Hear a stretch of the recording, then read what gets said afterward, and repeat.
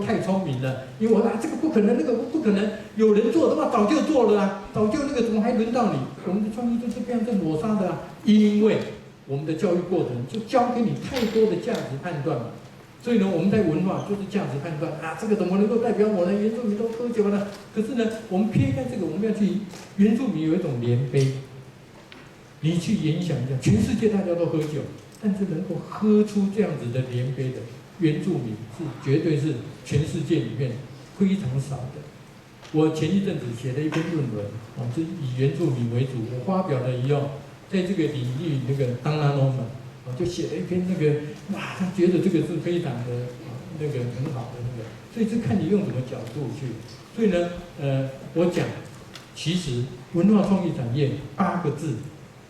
思古幽情，现代风华。我举一个很简单的例子，你到故宫博物院去看东西，哇，看到一个东西非常的漂亮，你把它当做艺术品，不对，那个是当时的生活产品，展现最漂亮的工艺，最漂亮。可是呢，那是300年前的东西啊，你非常喜欢它，可是我要问你，你要不要过300年前的生活？你说不要，对呀、我告诉你，环保。环保最简单，就我们大家都退到50年的生活嘛，就最环保。你要不要？你不要嘛，当然不要，我也不要啊。可是我非常憧憬这300年前的那个 scenario， 所以呢，我把这个最漂亮的部分抽出来。可是呢，当你把这个漂亮抽出来了以后，你要给它一个背景涵构，你就要想办法让它用现在的科技、现在的材料、现在的生产方式，再现在现代的生活，这叫做现代风华。所以，思古幽情是创意，现代方法是科技让它展现。当我们的假如说围绕在这个的想法的时候，那应该就慢慢的。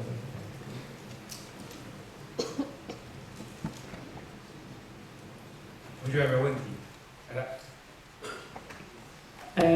那个我想要问一个，就是说，我们现在就是说这个文化创意产业，事实上它有些特色，就像是刚刚就是那个院长你有讲到，就是说它会用一些独特性。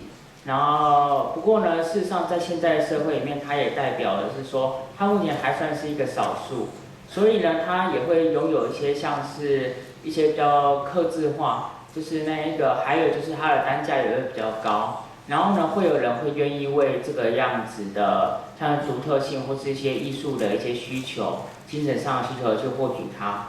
可是呢，如果说这是一个因为我们现在当前社会的状况而有的特点，因为我们当前我们大部分人都还是以一个使用价值的方式来考量，还有我们的经济能力来考量，所以它才会拥有这些独特性，还有稀有。跟那一个可能会有每一个人审美观不同的这样子的落差。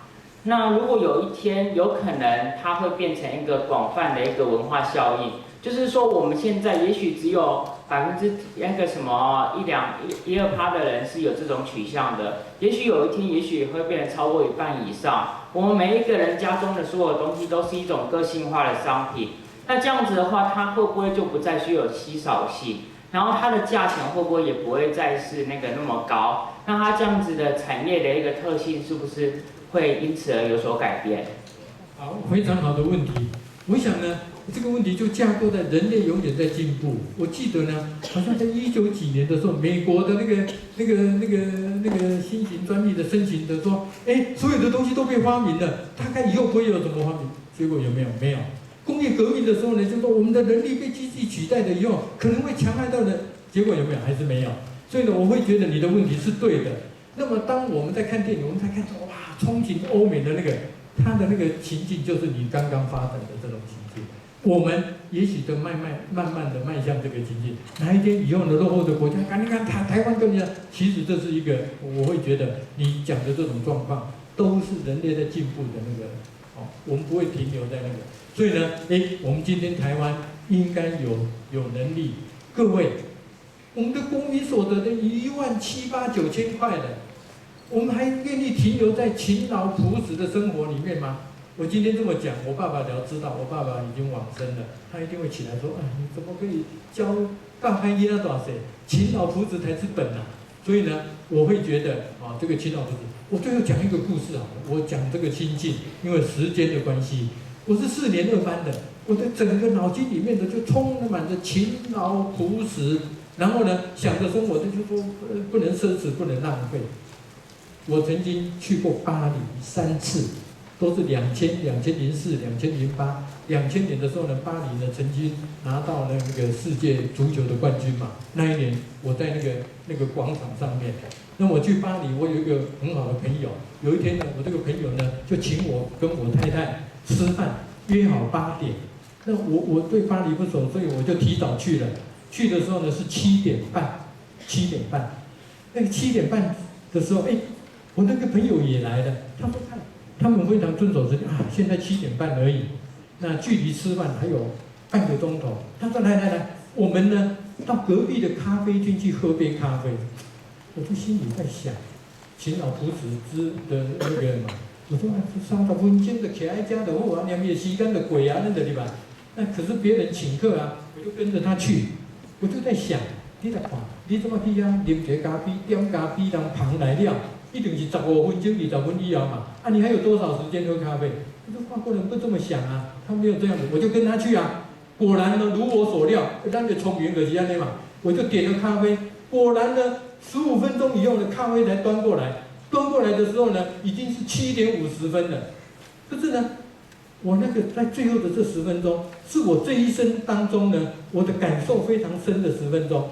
我对那个10分钟，我跟我太太跟那个法国人一直在聊天，一直在那个，我呢就盯着咖啡看，这杯唔知偌济钱啊，所以呢，就无啉在就无菜，所以我就分非常优雅，各位非常优雅，我分5次，10分钟内把那一杯咖啡喝到见底。这个典型的台湾人啊，勤劳朴实啊。我的那个法国朋友呢，从头到尾8点半了，连他看一眼都没有啊。然后呢，我太太非常礼貌的喝一口。时间到了，我们去吃饭。你看看，3杯咖啡，一个来啉了了，一个礼貌性的啉一嘴，一个都拢无啉。其实各位，我在讲的呢，其实就是这个整个文化的这个过程的那个，你不是很憧憬那个的吗？文化的那个法国的那个吗？可是呢 ，mindset 啊，我会觉得呢，今天我们9大学院的人来这边上课，3创开这种课，其实就是要 open your mind， 就是各位想想看，你们现在大概不会有这样子的心态，大概我想呢，提供给各位做一个参考，谢谢大家，谢谢。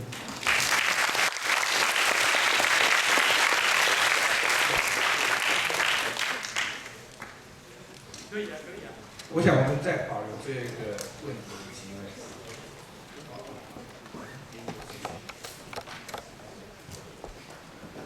老师你好，我想请问一下，就是其实前面很多问题会流于那种以学术上的争论是不是文化，但是其实跟今天的主题可能会有一段落差，毕竟文化创意产业看的是它实际的产值嘛，所以我们来悟一点最务实的东西，就是老师刚刚在前面的。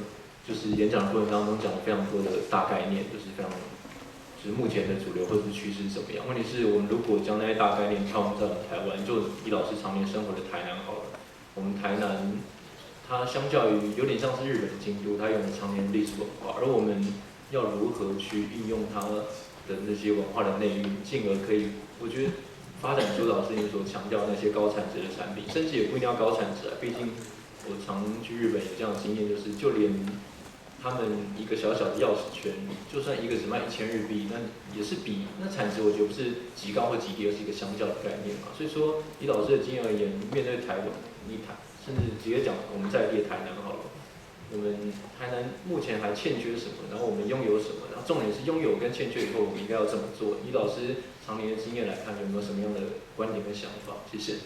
非常好。好，那这个问题呢，真的是问得非常好。我会觉得。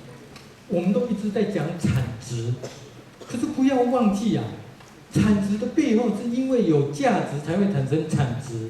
也就是说呢，我让我的顾客感觉到这种价值，才会有产值。我举一个最简单的例子，我们现在不是常常在讲呢，就用台南为例子好了。我们要说台南的一乡一特色，然后呢要有个伴手礼，你知道我们去做什么吗？把三板蹄用真空的包起来。打霸王用真空的包起来，然后就做一个好好的包装，那就一乡一特色。这个谁会买呀？谁会买呀？